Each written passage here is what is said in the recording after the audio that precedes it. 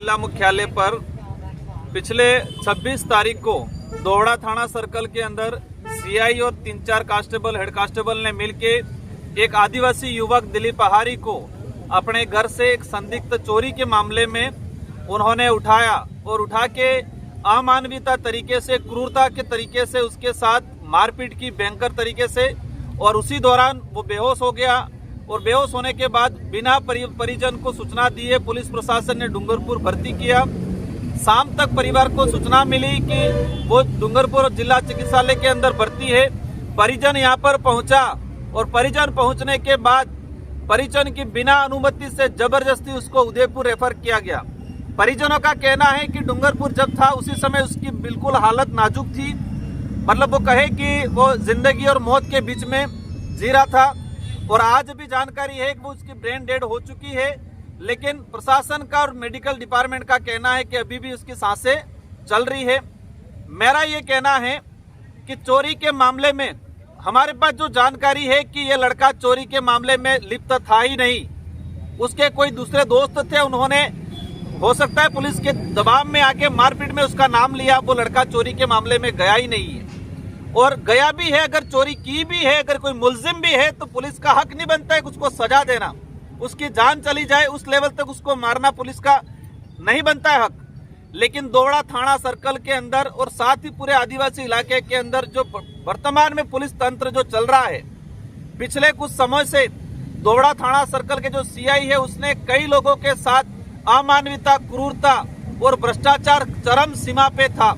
मैं कहना चाहूंगा उन नेताओं को भी इस वक्त पे हम राजनीतिक नहीं करना चाहेंगे, लेकिन जो नेता ऐसे थानेदार, ऐसे पुलिस अधिकारी को श्रेय देते थे, लगाने में उनका योगदान था, वहां पर टिकाए रहने में उनका योगदान था, क्योंकि इस थानेदार के खिलाफ कई शिकायतें हो चुकी है, सरपंच साथियों ने किए, विधायक जी ने किए, सामाजिक संगठनों ने किए, लेकिन इसके बावजूद भी इसको नहीं हटाया था। अगर इस लड़के के साथ अगर भविष्य में इस लड़के की डेथ हो जाती है, दिलीप की, तो उसके जिम्मेदार वो लोग भी रहेंगे जो थानेदार को श्रेय दे रहे थे। हम राजनीतिक नहीं करना चाहेंगे, लेकिन एक आज 26 तारीख की बात है, आज ये 30 तारीख हो गए। पुलिस प्रशासन के आला अधिकारियों को हमने कहा है कि जो जिम्मेदार पुलिस अधिकारी कर्मचारी है उनको तत्काल बर्खास्त किया जाए और परिजन और समाज को अवगत कराया जाए कि उस बच्चे की वर्तमान स्थिति क्या है। वास्तविक अगर वो चल छुपा भी लेंगे, 1 दिन 2 दिन 4 दिन, कितना दिन छुपा पाएंगे। जिस तरह से क्रूरता, अमानवीय घटना हुई है, इन बातों को लेके जितने हमारे सामाजिक संगठन हैं, सारे पार्टियों के पदाधिकारी, सारे सरपंच संघ के पदाधिकारी, गांव के समिति और परिजनों के संयुक्त तत्वावधान में ये धरना दिया जा रहा है। और सरकार अभी तक मौन है। ऐसे भ्रष्ट अधिकारियों पे तत्काल एक्शन लेने की जरूरत थी, लेकिन आज 3-4 दिन हो गए हैं, किसी भी प्रकार का एक्शन नहीं हुआ है। पहले कई उदाहरण ऐसे हैं, पुलिसकर्मी को फटाफट लाइन आ जाए, तत्काल बर्खास्त या निलंबित किया जाता है। इतना बड़ा मामला हो गया है, अभी तक पुलिस अधिकारी उन पुलिस भ्रष्ट तंत्र के लोगों को उन्होंने श्रेय दे रखी है। क्या कारण है ऐसा, क्या मजबूरियां है प्रशासन के अधिकारी, आला अधिकारियों की, हम जानना चाहेंगे। ये शांतिपूर्वक तरीके से धरना दिया जा रहा है कल से। इससे पहले भी हमारे सरपंच संघ के साथी और विधायक जी ने दोहड़ा थाने पे धरना दिया था। हम चाहेंगे कि ये जिस तरह से तानाशाही और भ्रष्ट रवैया अपनाया जा रहा है उसको खत्म किया जाए। आज हमारी मोटा सारे सामाजिक संगठन और जनप्रतिनिधि और परिवारजनों की तरफ से मांगे हैं। पहली मांग ये है कि जो भी भ्रष्ट अधिकारी थे जिन्होंने अमानवीयता किया है उनको तत्काल बर्खास्त किया जाए। अगर इस लड़के की भविष्य में डेथ हो जाती है तो उसको तत्काल इसका आत्महत्या, मतलब उसके कहे कि हत्या का मुकदमा दर्ज हो, एट्रोसिटी मुकदमा दर्ज हो। और परिजनों की डिमांड है कि इसका मेडिकल डूंगरपुर से किया जाए और वो भी वीडियोग्राफी से, और उसकी न्यायिक जांच हो। परिजनों की डिमांड है कि इस व्यक्ति के साथ ऐसा हुआ है तो पीड़ित परिजनों को न्याय के रूप में राज्य सरकार 1 करोड़ रुपए का मुआवजा दे और पीड़ित परिवार से एक सरकारी नौकरी दे।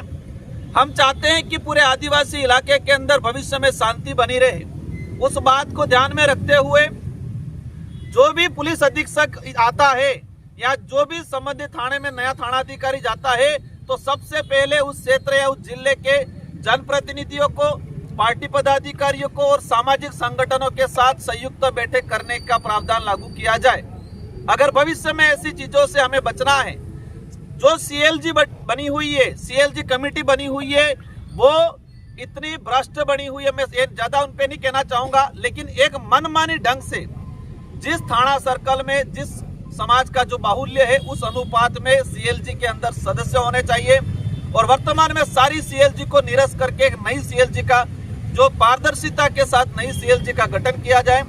हम चाहेंगे कि आदिवासी इलाके के अंदर जितने जो थाने हैं, अभी सुप्रीम कोर्ट ने स्वयं ने संज्ञान लिया कि राजस्थान के अंदर पुलिस कस्टडी में सबसे अधिक देते हुए, और राजस्थान की भी बात करें जिसमें आदिवासी बाहुल्य क्षेत्र एक नंबर पे, तो भविष्य में हम चाहेंगे कि सारे थानों पे सीसीटीवी कैमरे लगे और उसकी एलईडी जो प्रतीक्षालय है जहाँ परिजन या परिवादी आके बैठता है वहां पर सार्वजनिक किया जाए, ताकि जो क्रूरतावादी जो चल रहा है। और हम चाहेंगे, एसपी साहब ने एक अभियान चलाया था, संस्कार अभियान, हमने भी स्वागत किया था। हम भी चाहते इस इलाके के अंदर असामाजिक तत्व है ऐसे लोगों का कानूनी कार्रवाई हो, लेकिन अब सख्त जरूरत है। इस घटना के बाद हमें लगा है कि पुलिस आला अधिकारियों को ये उत्पीड़न और क्रूर और भ्रष्ट पुलिस तंत्र को सुधारने के लिए ईमानदारी और मानवीयता वाली पुलिसिंग अभियान चलाने की जरूरत है। पुलिस प्रशासन के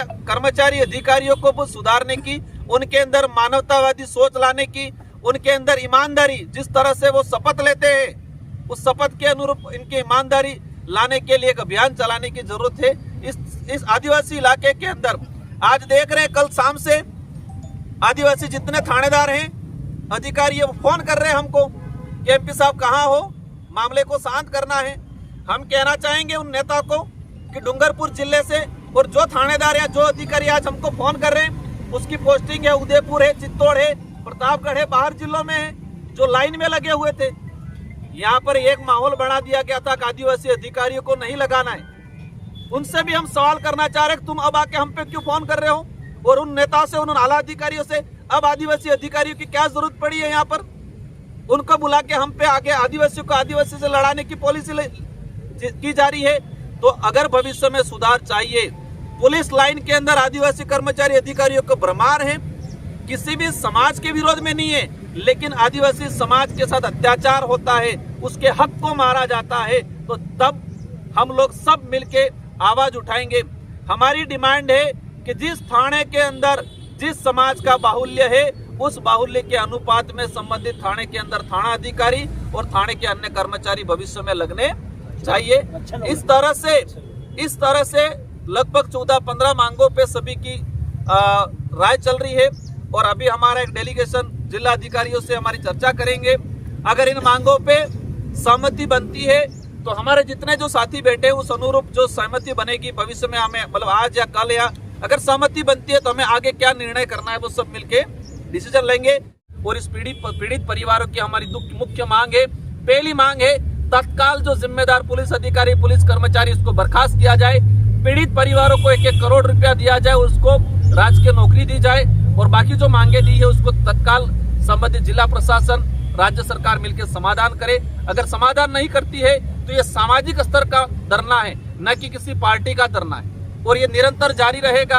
और डूंगरपुर जिले के अंदर जिस तरह से पुलिस के प्रति आम जनता में आक्रोश है, वो ये जनप्रतिनिधि हम सब मिलकर संभाल रहे परसों से, बाकी लोगों में इतना आक्रोश है, इतनी नफरत है, और नफरत और आक्रोश इस वजह से है कि पुलिस ने ऐसा काम किया है, हर एक आम आदमी को परेशान करने का काम किया है, लूटने का काम किया है, मारने का काम किया है, और उसी का रिएक्शन हो रहा है, ये देख रहे हैं। लेकिन ये सारे जिम्मेदार जनप्रतिनिधि आज इस मामले को संभाले हुए हैं। हम भी चाहते हैं शांतिपूर्वक तरीके से, और आपके चैनल के माध्यम से भी हम अपील करना चाहेंगे आम जनता को भी कि हमें शांतिपूर्वक तरीके से हमारे न्याय की लड़ाई लड़नी है।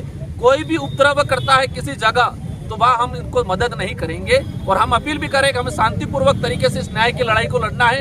अगर आज नहीं होता है, कल नहीं होता है, तो भविष्य में 1 लाख लोग इकट्ठे करने पड़ेंगे। पूरे जिले के 17 लाख पॉपुलेशन है, 17 लाख में से 7 लाख करना पड़ेंगे, करेंगे, लेकिन पीड़ित परिवार को न्याय दिलाएंगे।